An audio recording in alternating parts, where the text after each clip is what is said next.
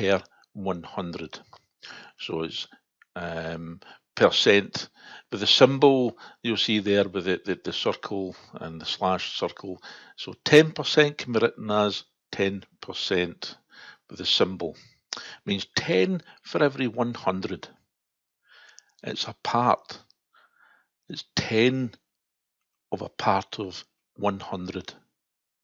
So it can be written as a fraction of 10 over 100. So let's have another wee look here at a wee quiz, and what I'd want you to do is to write these down as you would normally, or people would normally, for percentages using the percent symbol. So mark down 10%, 50%, 90%, 22%, 33%. So if you make a wee note yourself, again, you can pause and quickly do it and then come back. There we go, like magic. I'm sure you did pause there for a second. Maybe. Okay, so straight forward, 10% is 15%, 90%, 22%, 33%. Just to get you used to working with your percentages there, the percentage symbols. Now we'll move to the percentage and fractions and see the relationship between percentage and fractions to see how we got here and then back the way again. So here we have is percentages. So again, percent means every 100. In other words, it means out of 100. So for example, if we get 50%, then 50% can be written as a fraction because it's 50 out of 100, or 50 per 100.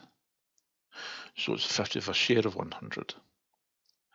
We can break that down to its lowest common denominator to help us further in the way in which we write it.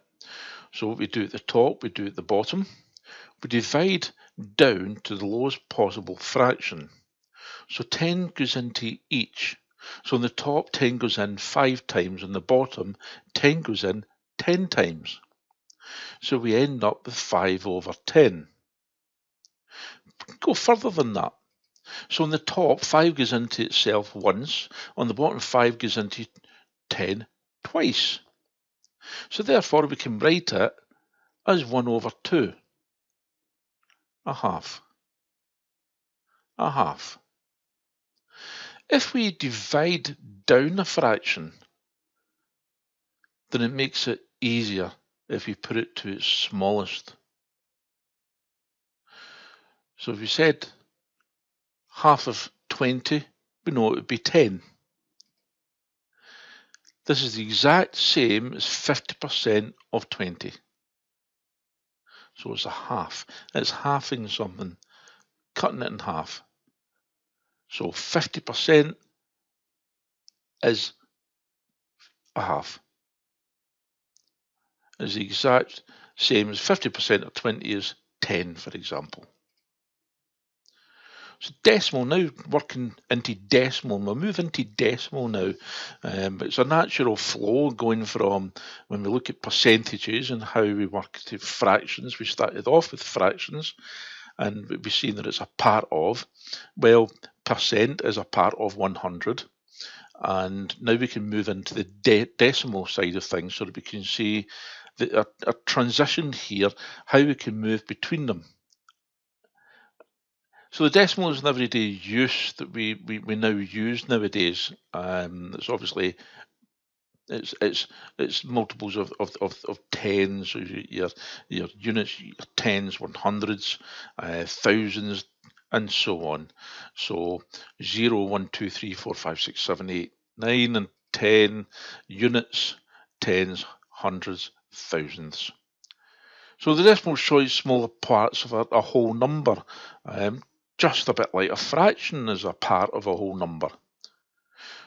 We're no more likely to write it down the way in which we will recognise things as well. So monetary calculations, for example, when we talk about half of a pound, well, it's 50 pence. or half of a euro, it would be 50 cents. Half of a dollar, 50 cents. So $1.50 would be known as a whole pound and 50 pence. So a whole £1 and half of the currency. Numbers after decimal point work in a similar manner. So they do. So we get your tens, your hundreds and thousands. So it works after the decimal point as well in the same way. So your tens, hundreds and thousands. So as you can see, into your part of it, you get your ones, which are your units, your tens, your hundreds, and then going the other way with the after the decimal place, you've got your tenths, your hundreds, and your thousands. So it's very similar after the decimal place. So fraction into decimal. So when there is a need to find a percentage of a number, when we multiply by the percentage, and remember the percentage is per 100, so it's a part of 100. So for example, 50% we've identified will be 1 over 2 is its smallest form, so it's a half.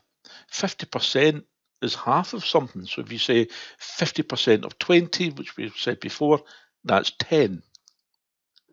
So 1 divided by 2, if you do that in a calculator or on a paper, you're going to come out with 0.5 as a decimal. So now we're getting to see how easy it is to go from fractions to decimal. We've already done it from percentage to fraction. We did it from fraction even to percentage. So now we're seeing how you get a fraction into a decimal and how quickly and easily that can be done.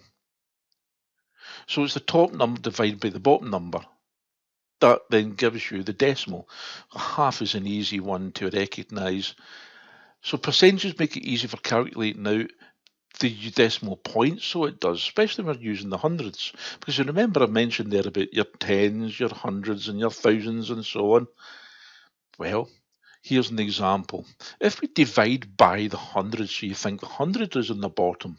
So if you take a percentage, so 50% would be 50 in the top, 100 in the bottom. So 50 divided by the 100. So when we divide by 100, what you're doing is you're just moving the decimal point. So 50%, like I said, there is 50 over 100. Division there, you would move it spaces, so you move it by, you divide by 10, you would move it 1 decimal point to the left. You divide by 100, you would move it 2 spaces. So the movement of the decimal point, 25% we know is a quarter. You put 25 over 100 to its smallest value there, but you can also say 25 over 100.